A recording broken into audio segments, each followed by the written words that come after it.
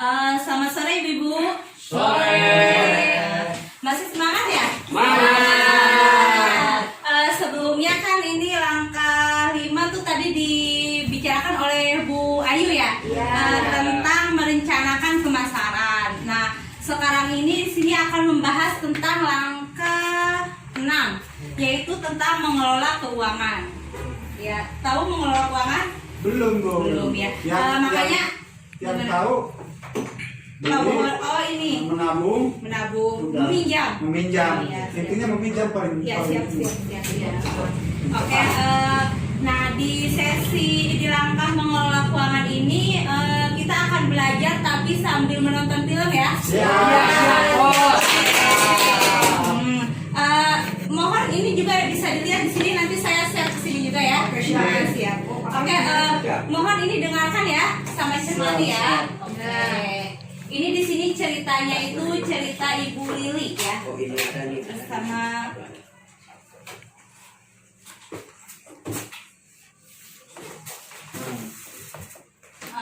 belum kedengaran ya? Belum. Ya, sabar ya. Untung ada pelatihan wirausaha. Dari situ, saya baru tahu bahwa untuk memulai usaha ada urutan langkah yang harus dijalani. Saya perlu mengumpulkan informasi yang berhubungan dengan ide usaha saya.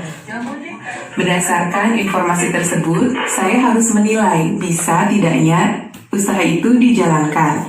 Ternyata, berjualan ikan matang lebih bagus peluangnya daripada jualan ikan segar. Saya putuskan untuk jualan ikan balado. Kata teman-teman arisan, ikan balado saya enak. Setelah itu, saya merencanakan keuangan usaha untuk memastikan usaha tersebut bisa memberi keuntungan. Agar dagangan laku, saya juga merencanakan pemasarannya. Dengan menjalani langkah-langkah tersebut, usaha saya mulai berkembang dan mulai dapat pelanggan tetap.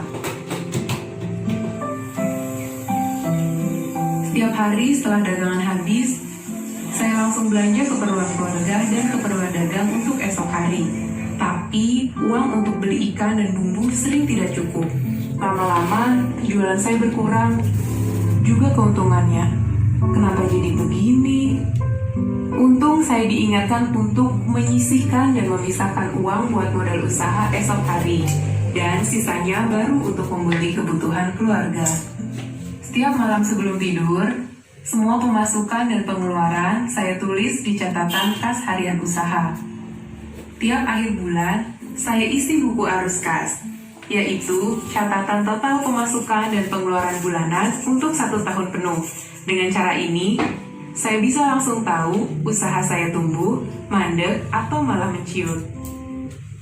Oke, kedengaran nggak tadi Ibu? Kedengaran. Siap.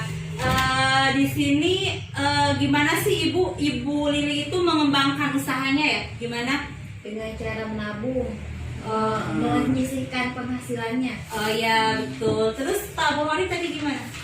Dengan cara menabung, terus tadi dengan cara menyisihkan, kemudian direncanakan dengan buku kas harian. Oke, ya saya benar ya. Jadi dia mengembangkan ide usahanya itu dengan melihat peluang, terus menyisihkan penghasilannya antara untuk membeli modal berikutnya sama untuk kebutuhan keluarganya. Ya betul sekali.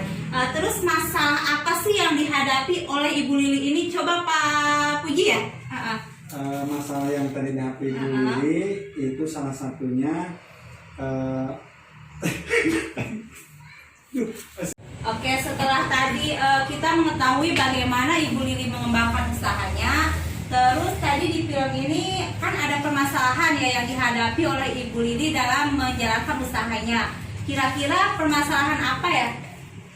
Masalah itu pemasarannya susah. Oh, pemasarannya Ya, susah, betul. berarti dalam proses pemasarannya ya. Iya, Terus menjualnya. masalah apa lagi? Pengadaan bahan baku. Pengadaan bahan baku. Kemudian kalau di perkampungan akses, Bu. Akses sulit Akses ya? menuju pemasaran. Aksesnya, oh iya betul. Iya. Betul. Jadi salah satu yang dialami oleh Ibu Lili barusan itu di dalam film yang kita tonton ya Bu ya, yaitu kehabisan uang untuk modal usaha kembali. Nah, jadi untuk menghindari ini kita tuh harus menyisihkan uang untuk modal supaya usaha kita berkelanjutan. Dan kita harus bisa memisihkan mana uang untuk kebutuhan keluarga dan mana untuk usaha. Terus kita lihat, coba ibu-ibu baca ya brosurnya, ini sama Bu Sri Rahayu ya. Coba dilihat aja, dilihat biar saya bacakan ya. Di sini kan kita lihat di brosur 11. Pisahkan pengelolaan uang usaha dari keluarga. Yang pertama, segera sisihkan pemasukan usaha untuk modal. Terus yang kedua, simpan uang usaha dan uang keluarga di tempat yang terpisah. Jadi harus beda ya, harus dipisahkan antara uang untuk modal usaha sama uang untuk kebutuhan keluarga sehari-hari, betul. Terus setelah itu caranya apa lagi? Dengan mencatat, kan tadi Bu Lili juga mencatat ya, di dalam film ada ya, mencatat seluruh pemasukan setiap harinya, yaitu dengan catatan kas harian dan pengeluaran usaha dalam arus kas tahunan ya. Arus kas tahunan itu gunanya yaitu untuk melihat apakah usaha yang dikembangkan Ibu Lili itu nantinya mengalami kerugian atau malah dia keuntungan dalam usahanya setiap bulannya ya. Terus berikutnya tadi udah paham belum ya catatan kas harian sama arus tahunan? Paham. Oke, siap. Jadi kalau catatan khas harian itu kita tuh mencatat seluruh pendapatan dan pengeluaran keluarga ya, yang dilakukan setiap harinya. Sedangkan dalam pengelolaan keuangan usaha, catatan khas harian untuk usaha berisi seluruh pemasukan dan pengeluaran yang dilakukan untuk menjalankan usaha. Jadi beda antara catatan khas harian dalam keluarga sama dalam usaha ya. Itu juga nanti berarti ada dua ya, catatan khas harian untuk keluarga sama yang khusus untuk usahanya Ibu Lili tersebut. Nah, terus apa sih fungsi dari catatan kas harian itu? Ada yang tahu? Apa? Artinya untuk, berarti fungsinya menkieu Bu, maksudnya biar tahu pendapatan berapa, modal berapa, kemudian pengeluaran berapa. Nah, pinter. Kemudian hasil. Ya, hasilnya luar biasa, tepuk tangan. Kayaknya ini Kapolri ini emang udah mendalam ya dalam bidang usaha. Ya makanya itu sih apa? Punya usaha dia punya usaha. Dia sudah mengerti. Ya, siap-siap. Terus jadi fungsinya itu di akhir minggu atau bulan, catatan kas harian dapat menunjukkan apakah usaha kita memberikan keuntungan. Keuntungan ini dari total pemasukan lebih besar atau kerugian. Kalau kerugian yaitu total pengeluarannya yang lebih besar tapi pemasukannya sedikit, itu berarti usaha kita mengalami kerugian ya.